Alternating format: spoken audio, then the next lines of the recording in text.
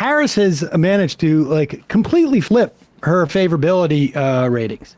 Now, I mentioned this yesterday, ABC Ipsos poll. In July 19th, 20th, Harris's favorability to unfavorability, 35% favorable, 46 unfavorable. That is a deficit of 11 points.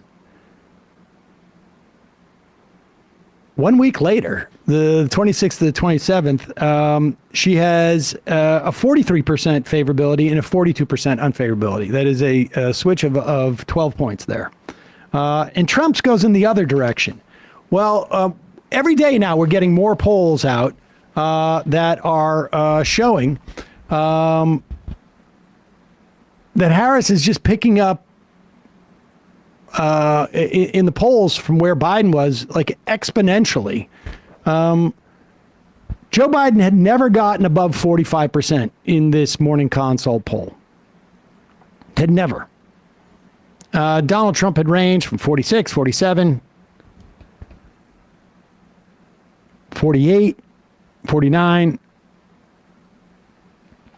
Now, Kamala Harris, favorability. All voters, 47%. Donald Trump, 46%. What's also happening is that we're seeing across polls, third-party candidates are losing momentum. Morning Consult in particular, I think, this poll had 8% before Harris jumped in. Were considering voting, said they would vote third party if the election were held today. Now that's 4%. So this is phenomenal news because we had already worried that RFK was taking from Biden more than Trump. Now it appears that the third party more skeptical people who were the double haters, comparing that to when there were double haters in double digits yesterday, now Harris cut into that significantly. That was in the New York Times. This is also reflecting itself in the independent vote. So now only 4% of those people say, now that Harris has jumped in, that they would vote third party if the election were held today. There's a couple of things that stand out for me on this. She's winning independents by 1%. There is a 9% don't know, no opinion. Those seem at least somewhat gettable for Harris, right? Mm-hmm. Because they knew about Donald Trump before. She is the new commodity. 10% are voting for someone else. Biden 2020 voters, she's only getting 88% of those votes. That means that there's room to pick up a couple of percentage points over time. This is in the first week. These are people who wanted Biden, or at least had voted for him in 2020. Ages 18 to 34, she's only winning by 2 percentage points. And that is like there is a big gender gap.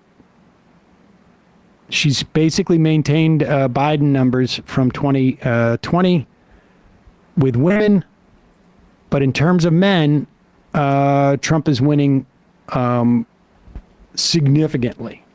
And the question is, over time, like, what are they going to be able to do to get to those voters? Now, I will also say that if I had to guess, that cohort is the least reliable of voters. Low propensity young men. So it is unclear whether they'll make it to the polls. And it's also, they may not Pokemon go to the polls. They may stay home, and they may not Pokemon go to the polls. Well, you don't remember that? I won't even remind you because I welcome. I don't want to torture you. Hillary Lore. Those were the same voters that the Trump campaign is reportedly trying to overperform with, low propensity voters, in order to run up the score because they're worried that Harris jumping in has kind of ruined their suburban woman path for him, which is the only election that Donald Trump has won so far. And God help us, this is his third presidential election, was when he won over suburban white women in 2016 in ways that were shocking to the Hillary campaign. But if that ship has sailed a little bit, and with J.D. Vance tanking popularity and talking about families and women and children in this incredibly Christian theocratic way, that's why focusing on Vance is a good idea. We talked about this yesterday. Trump is defined in the national narrative. He's been in our lives for 10 long years, basically, on the political scene, and nearly.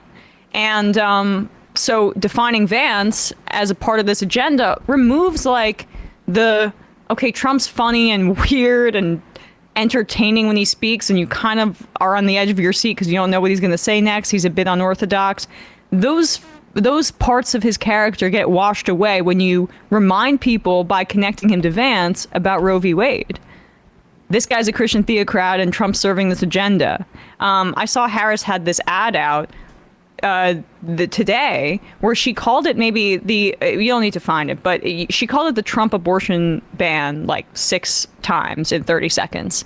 And that's something that Biden was unable to do. And that's what this polling showed. Biden was the floor for Democrat support.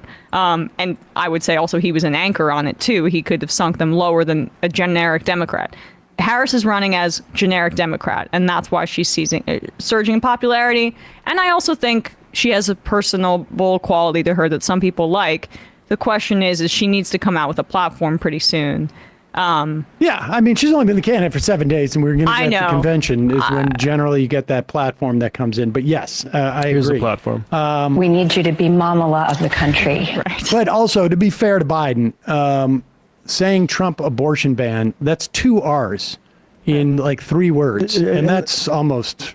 And you talk about migrants, when you talk about the abortion, and you say this young girl got attacked by a migrant. And guess what? I'm the guy. In terms of my neurological capacity. Hey, folks, don't forget to hit the subscribe button and check out our daily show. We do it every day at 12 p.m. Eastern for about 2.5 hours. We even take phone calls. You should check that out.